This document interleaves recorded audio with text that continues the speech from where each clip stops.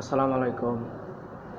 সকল ছাত্র আন্দোলনকারী ভাইদের দৃষ্টি আকর্ষণ করছি, আমাদের বাংলাদেশ যেমন দিনে কোনো সমস্যা নাই, কিন্তু রাত হইলে আমলিকি ক্যাডার বাহিনী তারা বাংলাদেশের নিরীহ হিন্দুদের উপরে এবং হিন্দুদের মন্দিরে আক্রমণ চালাচ্ছে এবং তারা অগ্নিসংযোগ করছে।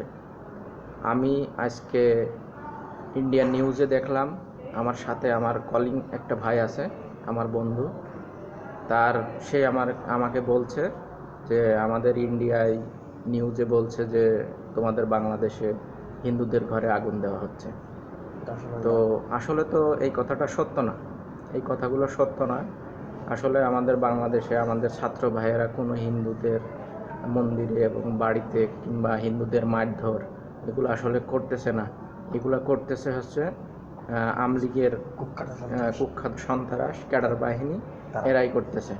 তো আমি আকুল আবেদন আমার ছাত্র ভাইদের দৃষ্টি আকর্ষণ করছি, আপনারা রাত হইলে তাদের বাড়ি পাহারা দেন, তাদের মন্দির পাহারা দেন। এটাই আমি আপনাদের বলছি। এটা আমার শুনে খুব খারাপ লাগছে যে ইন্ডিয়ান একটা ভাই আমারে বলছে এই কথা, যে তাদের দেশে এই নিউজগুলো ছড়াচ্ছে।